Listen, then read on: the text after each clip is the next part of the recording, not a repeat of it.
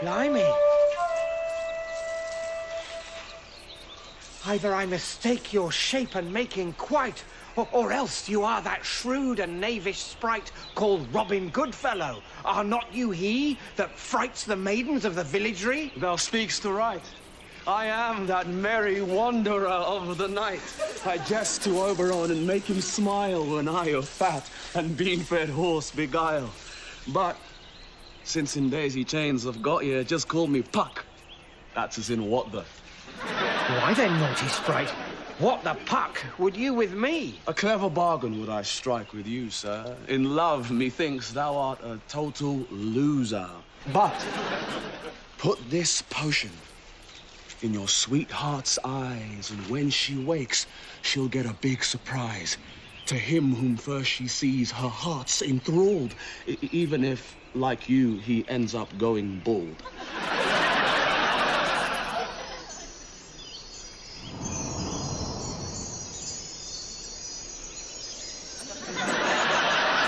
And he gave me the potion. Oh, my goodness. And it all came true. Well, not entirely. As you can see, I didn't go bald. It's just a little bit less not bald, which is a completely different thing. Anyway, Puck charged me fully 5 shillings for the potion. Every penny I had, in fact. But a small price to pay for a lifetime of domestic bliss, because it worked. Mine Anne has been besotted with me ever since, just as I am with her. Well, I mean, we've had our ups and downs. The Dark Lady episode, for instance. Sweet Amelia Leia, daughter of the Venetian court musician, whom you did lust after most handsomely. Yes, I do admit a brief and unfortunate infatuation there. And the fair youth, whom also did you want to roister most rigidly? For the final time, Bottom, I did not want to rigidly roister the Earl of Southampton. Honestly, I just don't know how these rumours get about. Well, you did write most gushsomely about wanting to expend your spirit in his waste of shame. By which I meant have a nice chat, obviously. But never mind all that. The point I'm making is that my Midsummer's play be not fey whimsy, but gritty realism. And you don't think this Puck bloke might have been a con man? Absolutely not. The potion worked. Anne's constant heart is proof of that. And now that we have established beyond any doubt that A Midsummer Night's Dream is definitely not mimsy-wimsy, soppy-grotty doodah, I must return to the question of gagging up the big reveal scene. I've promised Burbage that I'll give the lowly weaver a hilarious name. But what could that name be, Bottom? I ask you, Bottom, what could it be? I've no idea, master. Also, Burbage is expecting a big visual gag, and I'm equally at a loss for inspiration there. In come I to make an ass of What merry trick is this? Who am I? Oh, it's you, Mr. Marlowe! Oh, absolutely. Yeah, I just thought I'd have a bit of fun with my latest trophy. Me and a couple of posh mates just been on a stag hunt. Mr. Marlowe, that's an ass's head. Yeah. So much easier to bag. I mean, think about it. Stag, 5 hours creeping through streams and gorse to probably miss anyway. Ass, tethered to a post in a small paddock. You do the maths. Anyway, I thought I could hang it here till I get my permanent dig. So, oh, I just love its proud brow and noble expression. Gosh, Kit, what fun. And nice to have something to take my mind off my search for a really telling comic image for my Midsummer's play. By the fairies' false fandangles does this fond fool think to gull me. 'Tis clear this soothing balm of which he speaks is the very potion with which he did seek to enchant his Anne. 'Tis certain he intends to ensure that Lord Aegeus be the first person I lay eyes on the morrow. Well, while I be very sure that this be not magic at all, and none but a con man's trickery, nonetheless, I see a way to serve his trick back up to him and put an end to his hopes that I marry Warty. Who the maid? Me the maid. Robert Green has come a-calling. I am arrived at this ridiculously early hour, as instructed Mr. Shakespeare, a most uncivilized imposition. Well, you know, today's the big decision day, and Kate just couldn't wait to see Lord Aegeus. He will be here shortly? I trust your urgent summons means the girl has come to her senses. Absolutely. She will love Lord Aegeus most fervently the moment she sets eyes on him. But 'tis crucial that when his lordship arrives, we hide ourselves, that when Kate emerges, she sees only him. She must see his lordship first. I need no potion to perform my magic trick. Just a fine brain and a firm resolve. Oh, Bottom! Bottom! My nighttime turding pot be fully rank and loaded. Canst thou turf its contents from the window? Oh, Bottom! Bottom! Kate's awake. She'll want a turd pot turfed. Bottom, no! What angel wakes me from my flowery bed? Angel, Kate, it's me, Bottom. I've come for your turd pot. You're so beautiful. No! What madness is this? 'Tis as if I see thee for the first time. My Bottom, come, embrace my Bottom, kiss my Bottom, caress, cuddle and delight my Bottom. Bottom's his name. Oh, and of course that's all right then. Except not! Lord Aegeus will do dark murder to us all! His Grace the Lord Aegeus. I've come for the girl. I'm sorry, my lord, but I'm spoken for. I love my Bottom. And with good reason. Fine buttocks, strong flanks, like a noble horse. It's your athletic equine quality that attracts me. Your Grace, this foolish, wicked girl doth reject your advances. She loveth another. Never! If I can't have her, no one shall. I will ruin her. I will ruin you all. Bottom, grab Mr. Marlowe's trophy, and when I shout ass, put it on, and everybody duck.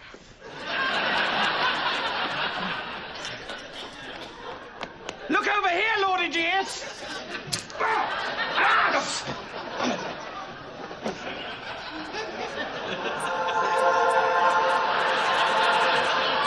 What angel wakes me from my flowery bed? You are the most attractive biped I have ever seen. I do love thee. I shall mount thee. Run, Bottom! Lose him in the local paddock. He can take his pick. What madness is this? There is sorcery afoot! Lord Aegeus, what aileth thee?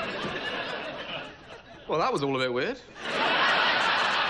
A toast to my dad, John Shakespeare, gentleman at last. And anyone who says I ain't, I'll whack 'em on the bum with me heraldic shield.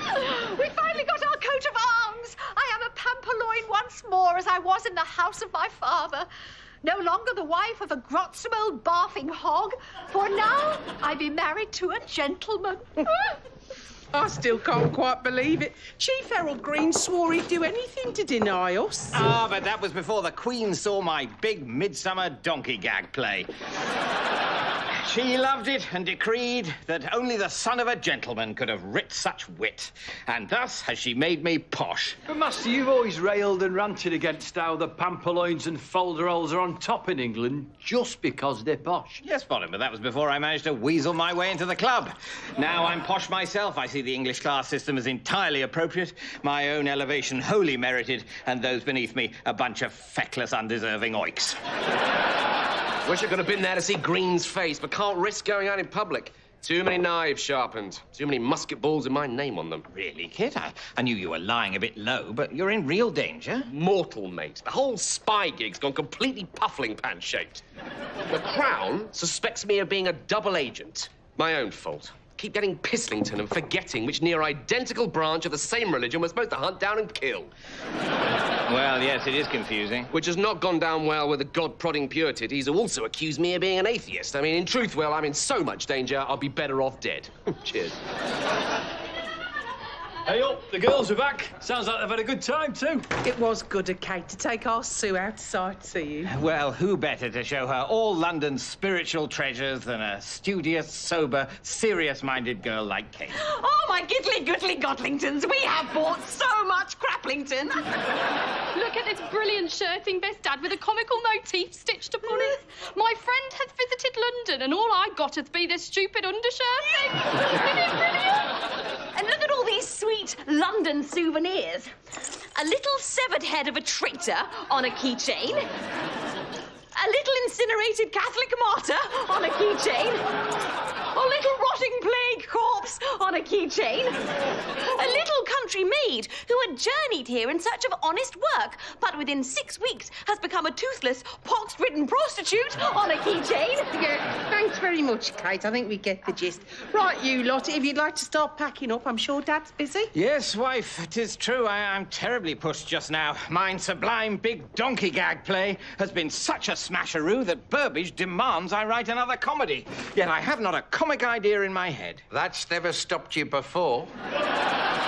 His comedy made you a gentleman. Now, come on, let's get out of his hair. Yeah, what there is of it. Which is, in fact, a lot, daughter. The impression of thinning is a trick of the light caused by my unusually shiny scalp. You're bold, son. Own it. I apologise to no man, especially now I'm very, very posh and terribly refined. And quite the thing, don't you know? Watch out below, don't you? We will rehearse the scene now and perform it later in a crowded tavern. So, to work. Mr. Marlowe arrives at the tavern full of fury. Intent on killing me? Yes, that's right. You're playing his uncle Claudius. Claudius? Why Claudius? Oh, just thought it was a good name for a murdering, cuckolding Barstable. Ah, so he's a murdering, cuckolding Barstable, is he? I like it. I shall give him a stoop and a limp for extra naturalism. Love it. Now, Marlowe wants you dead because you poisoned his dad. Tell them how, Mr. Shakespeare. I certainly will. He poured it in his ear. I'm sorry, that's funny. Yeah. Oh, I want to poison my brother. How shall I do it? Shall I secretly put it in his wine? Or discreetly bake it in his pie? No, I'll pour it in his ear. Isn't that everybody poisons people? But actually, I do think Mr. Shakespeare's right. Thank you, Burbage. Yes, the odd comic detail will pique the public interest in the case. It is not comic. It's cruelly poignant. Now, having murdered Hamlet's dad, Marlowe's dad, Uncle Claudius is now a-dallying with Marlowe's mum. Mr. Condell, you will play Kit's mother, Gertrude. Oh, quite a challenge. I'm horribly young for it. Gertrude and Claudius are flirting together, and Marlowe arrives full of fury, bent on revenge. I leap to my feet, a savage, stooped and limping villain. We fight, he dies. I like it. Yes, an excellent plot, and one I feel sure will satisfy the authorities. Don't be ridiculous. That's not a death scene. Blimey, there's only one death. Besides which, we need complex motivations. Kit had a girlfriend, Ophelia, who has been driven mad. Trying to follow this plot? Who said that? I did, so... Because Kit has previously accidentally stabbed her father. Tell them how, Mr. Shakespeare. He was hiding behind a curtain and Kit stabbed him by mistake. Which is not funny. Ophelia, of course, goes mad with grief and dies. Tell them how, Mr. Shakespeare. She drowned in a duck pond. There's a duck pond in this pub, then? The duck pond is off stage. Elsewhere. Her death is reported. And will, in my view, one day provide the excuse for many pervy paintings by dirty old artists depicting dead nymphets in wet nighties. But the point is, Ophelia's death is important backstory, because as Kit turns up, hell-bent on confronting his wicked uncle... Yes, just to be clear here, Will, how does Mr. Marlowe know that it's his uncle who's killed his father? Yes, tell them how, Mr. Shakespeare. His father's ghost told him. Which is not funny.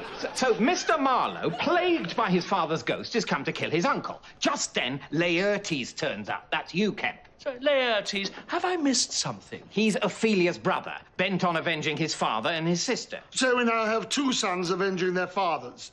Isn't this getting a little confusing, Will? How? How is it confusing? One of the avenging sons is avenging his stabbed father and drowned sister, and the other is avenging his poisoned father and defiled mother. How could that be any clearer? Can't think. So, Burbage and Condell are sitting in the pub together having a flirt and a banter. Can I have some pickled herrings to toy with? I'd like a bit of business, as I don't seem to have much in this scene. No, Mr. Condell, because I know you, and suddenly Marlowe's death would be all about the pickled herring. That's an outrageous slur. Kit bursts in, full of murderous fury. But then Laertes also bursts in, also full of murderous fury. Kemp wounds Kit, but in the struggle, Kemp dies. Tell them how, Mr. Shakespeare. By stabbing himself. As you do. Condell, seeing her son wounded and feeling a bit guilty about rogering his uncle, also dies. Tell them how, Mr. Shakespeare. She drinks some conveniently placed poisoned wine. Did she pour it in her ear? I've heard that's the best way to take poison. Kit, sorely wounded but driven by vengeful fury, stabs Burbage, who also dies. Kit then dies as well before all order is restored. Oh, tell them how, Mr. Shakespeare. By the arrival of the Norwegian army. None of which is funny. So what's this three-casket business got to do with a merchant, anyway? Is he Portia's suitor? No, that's Bassanio. But Bassanio is too poor to marry Portia, so he asks his mate, the merchant, Antonio, to lend him some cash. Unfortunately, Antonio's cash is all tied up at sea, so he has to borrow it from a kindly old moneylender called Timothy. Now, Timothy's daughter Jessica is in love with Lorenzo, a friend of Bassanio's. Nodding off already. Sorry, mate, sounds like a right load of over-convoluted puffling porridge, if you ask me. Yeah, kind of no. On the plus side, over-convoluted puffling porridge has never let you down before. But people like a bit of edge, something new. I've got a clown called Lancelot Gobbo, which is a very funny name. But what else? I need a big, important, timeless issue to put at the heart of the new piece. But it's not as if a big, important, timeless issue is just going to come walking through the door. Gosh, that was scary, but also wonderful, being part of such a big, important, timeless issue. Goodness, Kate, where have you been? At the anti-immigrant riots. I've been on the counter-demonstration, defending the French and Dutch refugees who have come here escaping religious persecution on the continent. It's worse than the Dutch church riots of 1593. Yes, I fear anti-European sentiment is getting worse. Well, they're everywhere. Talking foreign and eating weird food. I mean, soft cheese. What's all that about? Cheese is meant to be hard. When I see soft, runny cheese for sale at market, I feel alienated and uncomfortable in my own city. The other day, I was confronted by a furious crowd because a woman thought I was concealing a baguette in my tights. I mean, laughable misunderstanding, of course. Just pleased to see her. The times really are turning ugly. Our maids and matrons protest group was continually interrupted by groups of apprentice boys, demanding that we display to them our boobingtons and even threatening our honour. Strange how some men's considered response to a woman expressing a political view or merely going about her business is sexual harassment. I'm sure that in centuries hence, men will be sufficiently emotionally mature to reject such patriarchal intimidation, or, if not, women will finally begin to stand up to it and name and shame those responsible. Blimey, Kate, have a care. I mean, that could go horribly, horribly wrong. I mean, what of jolly banter? Yeah, what of harmless japesome japey-japes?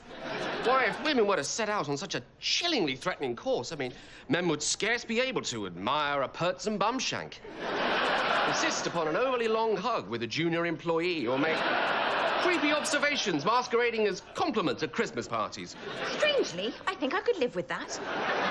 In the meantime, the only comfort we may take from this awful anti-European rioting is that if ever such an influx of foreigners happens again, government can prepare for it properly. Affording extra funding for expanded community services and not simply dumping the incoming migrants on the poorest areas. Yes. At least if those lessons are learned, then something good will come of this. Meanwhile, I can't talk about prejudice, bigotry and intolerance of minorities all day. I have to find a big, important issue to put at the heart of my Merchant of Venice. This new actor is expected any moment and Will is late upon his hour. Sorry, the anti-immigrant protests have closed half the town. Some are saying it could be as bad as 1517, when the blood of butchered foreigners did flow through London streets and Sir Thomas More himself faced down the mob. You're so old, you were probably there. Old fart phobic or bravely challenging old fart phobia? You decide. Yes, but to business. We are assembled to consider acquiring this new player who's causing quite a stir. I've asked Kate along. I thought it could be useful to get a woman's perspective. Such a privilege. As long as she doesn't try and get the job herself. We've seen her girlish tricks before. On my honour, sir. Oh, there's no honour when it comes to getting a part, Ducky. I've torn the coconuts off more convincing girls than you. So, what are the qualities we should be looking for in this actor? Well, shouting, obviously, and strutting. Yes, we're looking for an actor who can shout and strut. I am the actor Wolf Hall.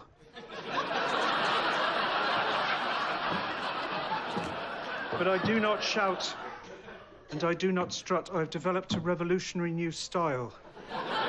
Subtle, nuanced, emoting from within by means of long, sad-eyed stares.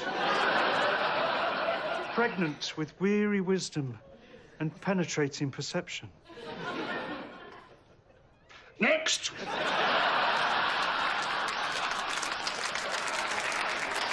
Stay a moment, Burbage. He may have something. Here is my Thomas Wolsey.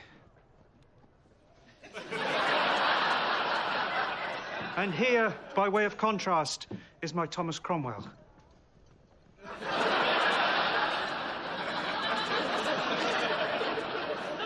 Now, my Thomas More.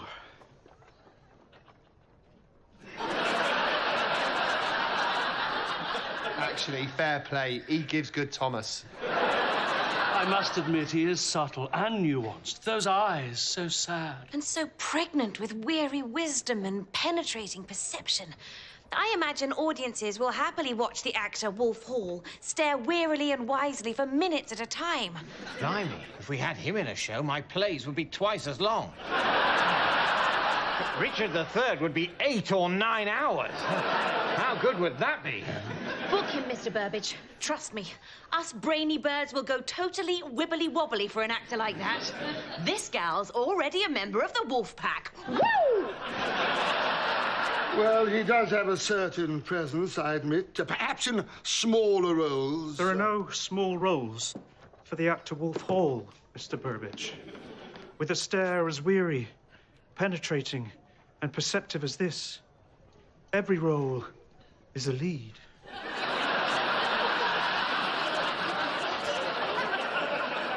The actor Wolf Hall bids you good day.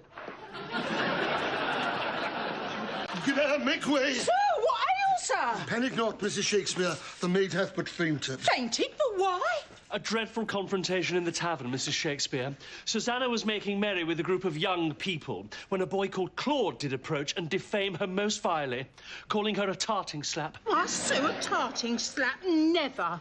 Afraid so, Mrs. S. Seems she was seen snogging some other bloke and letting him cop a feel up.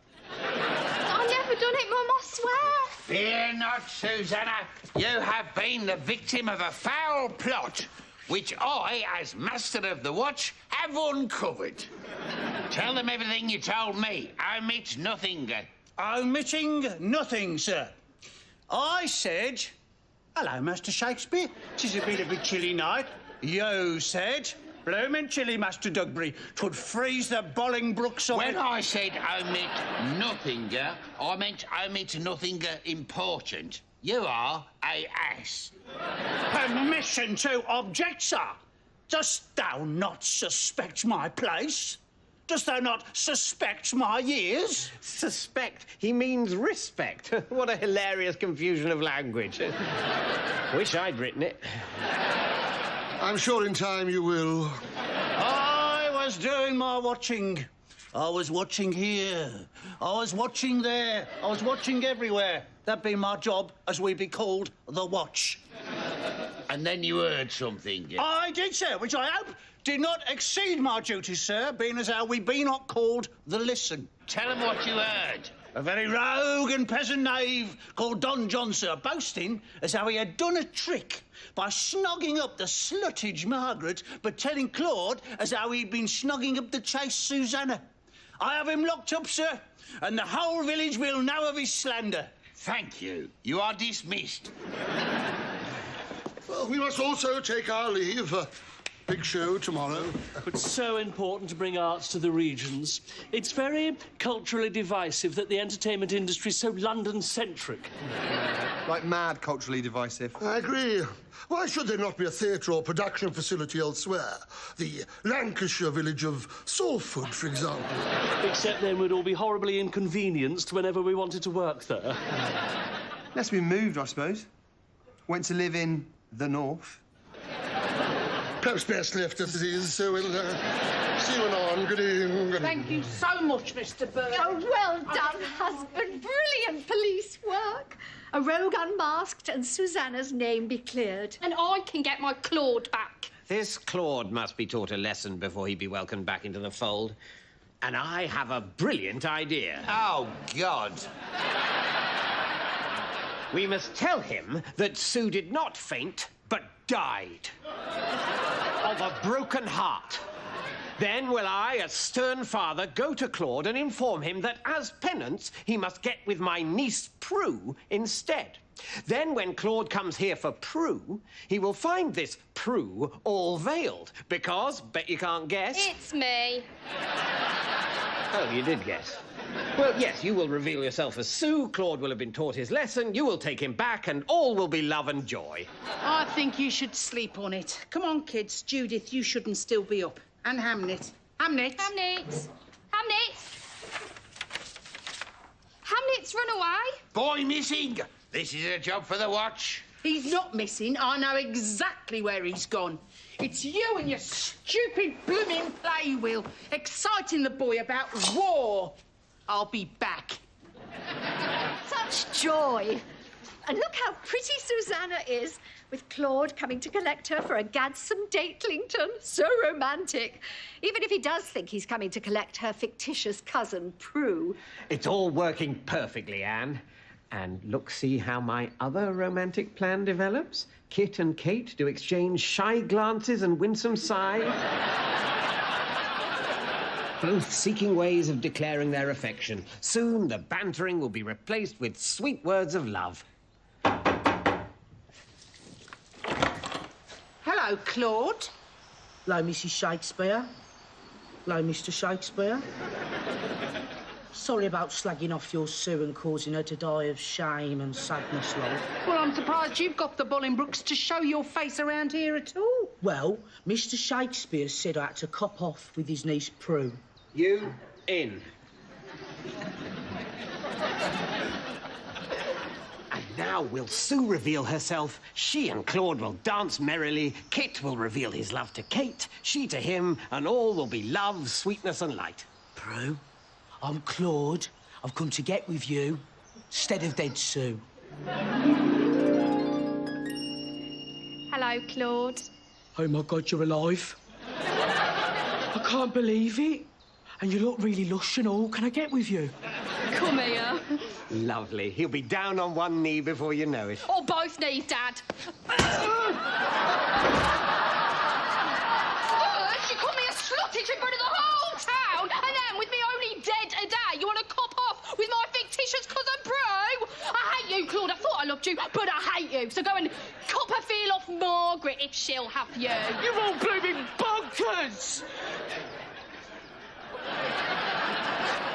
I'm going well so far, Master. Well, I admit that bit didn't quite go as I imagined.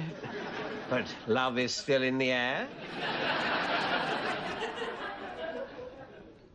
Kate? Yes, Mr. Marlowe. Thing is, I know. I know too, Mr. Marlowe. I overheard Mr. Shakespeare. Same, and what I'm trying to say is, while I think you're very nice... I don't even think you're very nice. What? I know you love me, but I truly, deeply do not love you. Hang on, I don't love you. But Will Mr. said- Shakespeare... I'm still going well, is it, Master? But if you don't secretly love each other, why have you been trading arch and impish insults these many weeks? Because we're really sick of each other. Deeply irritated. So not to disguise a secret love at all, then? In what universe does exchanging insults indicate secret love, Mr. Shakespeare? Only in his tortuous and convoluted one, dear. It's why he's a genius. Mr. Shakespeare promises us a Roman play, and all is in readiness. We have the costumes, wigs, and props. We await only the script. And mark me, my Caesar will be a triumph greater even than the man himself. Why, man, he doth bestride the narrow world like a colossus, and we petty men walk under his huge legs and peep about to find ourselves getting upstaged at the final bows. Or, better, it ain't all that, and it's time he got shafted. But do we have the numbers? Longinus approaches. The musicians are with you, sir. Mr. Burbage is a foul tyrant who did once take a pee in the kettle drum. And the mob players? With you also. Though, beg that when you beat Chief Lovey Kissy, you make Mr. Shakespeare shorten his soliloquies, through which we must stand for many hours, pretending to understand. And the thunderboard wobbler, the front of house prostitutes. Then all is ready. Come, Kemp. Brothers, Burbage is a tyrant. 'Tis time to end this tyranny. Strike him down! What means this outrage? You hog the final bows, which is totally unprofessional. You get your own dress in place, which is just so wrong. And you farted when my Beatrice kissed your Benedict. We need a new Chief Lovey Kissy. It's true, Mr. Condell. It's true, Kemp. It's fall, Burbage. Betrayed. Liberty, freedom, tyranny is dead, ambition's debt is paid. I am Chief Lovey Kissy now. What's this? Victory Burbage usurped? Yes, and it's no good you trying to object, because the musicians, the mob players, the man who wobbles the thunder sheet, and the front of house prostitutes are all with me. Object? Why would I object?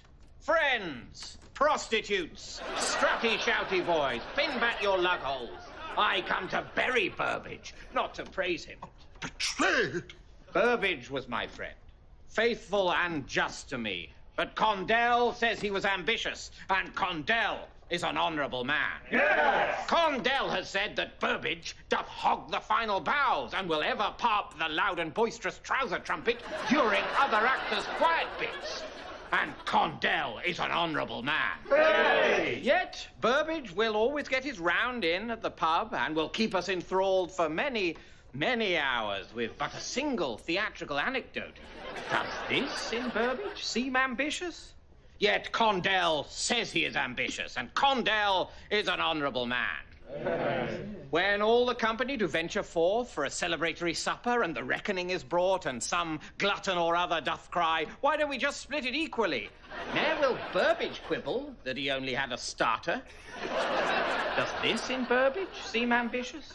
Yet Condell says he is ambitious, and Condell is an honourable man. See what he's doing here, mate? He's using the brilliant oratorical device of ironic repetition to turn the mob. You've been shafted. But if we stand together, we can face down the mob.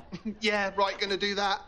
Burbage is wronged. Condell be the traitor. Burbage is Chief Lovey Kissy. Hail Burbage! Hail Burbage! Well, your brilliant oratorical device of ironic repetition has saved me. Is there anything I can do for you? A drink? A lengthy theatrical anecdote? Oh, well, that would be lovely, of course. But what I'd really like to discuss is the casting of my teenage totty roles. The crow is in my clutches at last. This extremely short Roman play be clearly seditious. It celebrates the murder of a ruler. Well, I will grant his application. And when the play is performed, then cry havoc and let slip the dogs of war. You see, I've only sent him half the play. He thinks it ends with the death of Caesar. But in fact, Caesar dies at the beginning of Act 3. Oh, I see. Oh, yes, that is rather clear. What? Caesar dies halfway through the play? A bit less than half, in fact, about 40%. But it's the title role! Well, you know, they talk about him quite a lot in the second half. Talk about him? You write a title role and kill him off at the beginning of Act 3? Betrayed! Betrayed! A second time betrayed! And to Mr. Shakespeare, I shall not present this play. We shall give greens, bungy, and bacon instead. No, wait, Mr. Burbage. What about if I brought Caesar back in Act 4 as a ghost? A ghost? You do that? No tricks? Well, you know, if I have to. I suppose it might work. I could use my deathly howl.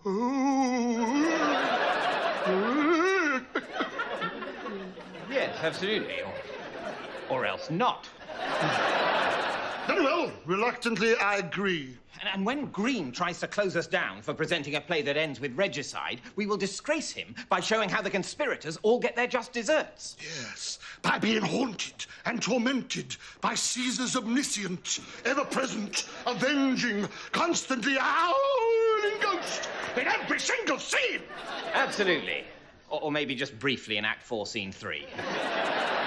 16 words should do it, I think. Right, I'm ready. Ready for what? The auditions, of course. You're choosing a new principal boy, aren't you?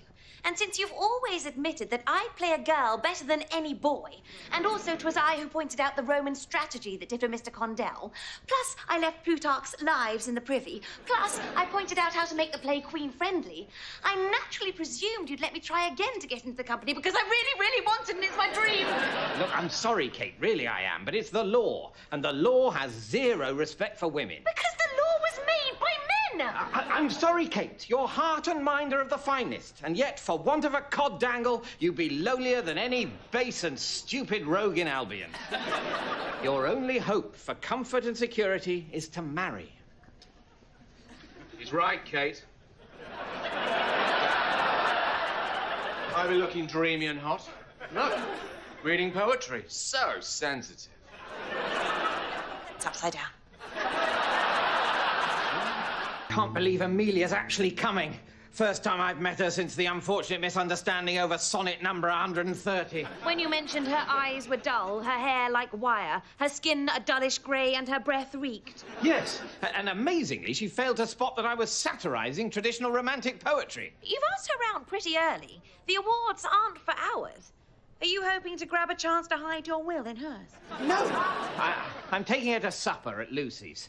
What a night. Dinner with a beautiful, sophisticated girl, then showing her off during my triumph at a star-studded awards ceremony. It does not get any better than this. Mr. Shakespeare, I really think you need to remember that you are a married man. Look, I'm just taking her to dinner. You can tell yourself that if you like, Mr. Shakespeare. But you and I both know that given half the chance, you'd be in there like the eager rodent up the proverbial piping drain. Oh, God, she's here. This is it. I'm actually going to take Amelia Lear on a glamorous night out. Master. Madam, this is the greatest moment of my life. Oh, that's nice, love. Because I have made a bit of an effort. Anne, you're in London? Yes. Mwah. Well, I was sorry that I'd been so cross about your big night. And when you made me change the date of Hamlet's confirmation, I decided I'd come and support you. Like you said, it's the greatest moment of your life. What? Oh, yes, of course. Yeah. In fact, it's almost like you were expecting somebody. Are you expecting somebody, Will? No, well, of course not. Who's that, then? Nobody. Kate, run and tell Bottom to make sure there's nobody at the door. And if there is, tell them I've got the plague. You stay right where you are, Kate. If there's nobody there, then it won't matter if we find out who it is, will it? Master, it's... Mr. Shakespeare, I'm so looking forward to coming to the award ceremony. Oh, my God, it's that tart you wrote them smutty poems for. I beg your pardon. William, who is this oikish milking slap? It's Mr. Shakespeare's wife, Amelia. No doubt come to accompany him to tonight's awards. Perhaps you and Mrs. S. would like to join me and Amelia for dinner. Kit Marlowe. Ah! I thought he was dead! The resemblance is shocking, I know, but not Kit. Kurt. The ravishing blonde twin invited to the awards ceremony to collect Kit's award, which was why I asked Will to invite you on my behalf. You meant so much to Kit, after all. Well, yes. I remember his poem. Emilia, Emilia, by God, I'd like to feel ya. So much better than Mr. Shakespeare's disgusting sonnet about putting his will in my... Well, exactly. Will and I were hoping that you would be my date in memory of Kit. Isn't that right, Will? Yes, absolutely. I'd thought to go alone, but now you are here, my darling Anne. Things couldn't be merrier. Welcome to the famous Red Lion Theatre for the first annual London Theatre Awards. I'm Will Kemp, yeah? I'm brilliant, by the way. Oh, just saying. Oh, look at you all thinking, oh, I really hope I win. What for? For being rubbish at acting? What's the difference between you lot and Mary Queen of Scots? She only died horribly in front of a large crowd once. I see Sir Francis Drake's just been buried at sea off Cadiz in full armour. I bet he went down better than most of you lot. I think he's misjudged the mood of the room. I think he's brilliant. So dry. So edgy. He's just being rude. Anyway, lovely to be here. Well, what I mean is, lovely to be paid to be here. Can't think of any other reason. Unless you're some desperate old lovey kissy who'll go anywhere for a free drink, like most of you lot. Why are they laughing? He's saying they're all desperate. He's just so out there. Doesn't care. Such a cooling dude. He's just being arrogant and unpleasant. He's just so dry and edgy. He's not dry and edgy. He's just slagging everyone off for being a pampered lovey-kissy. Even though, beneath the thin veneer of post-Renaissance ironic cool, he's the biggest pampered lovey-kissy of the lot.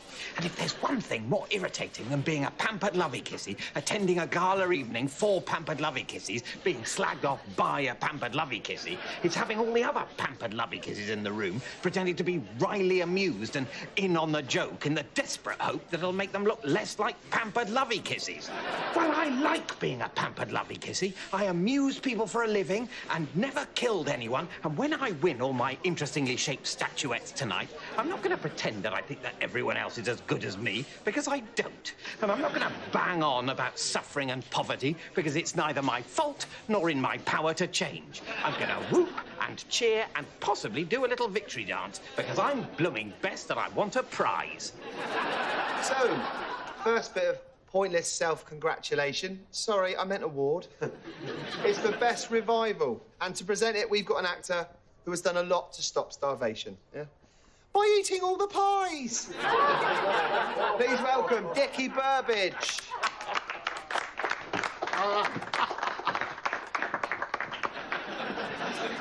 And the nominations for Best Revival are Richard III, by Will Shakespeare, currently enjoying its 5th triumphant season in London repertory. Oh, God, I so didn't expect to win this. I haven't prepared a speech at all. And Fire Bacon and Fire Bungay by Robert Greene, performed for one night only at the refectory in the Inns of Court.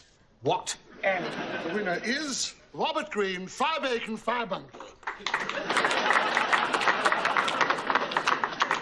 I'm so sorry, Mr. Shakespeare. I know you wanted to win so much. Nonsense. Like it matters. As if. It's all crappage anyway. Besides, that was only for a revival. I'll win everything else. The nominations for Best Tragedy are Julius Caesar by Will Shakespeare. And the winner is Robert Greene, Friar Bacon, and Friar Bungay. Nominations for Best Comedy, Much Ado About Nothing by Will Shakespeare. The winner is Robert Greene, Fire Bacon, Fire Bungay. In a male role, Richard Burbage for Friar Bacon and Robert Greene's Friar Bacon and Friar Bungay. Will Kemp as Ralph Simnel in Robert Greene's Fire Bacon, Fire Bungay. And I intend to make an absolute beast of myself at the after-party in his honour. Henry Condell for the Fair Maid of Freshingfield in Robert Greene's...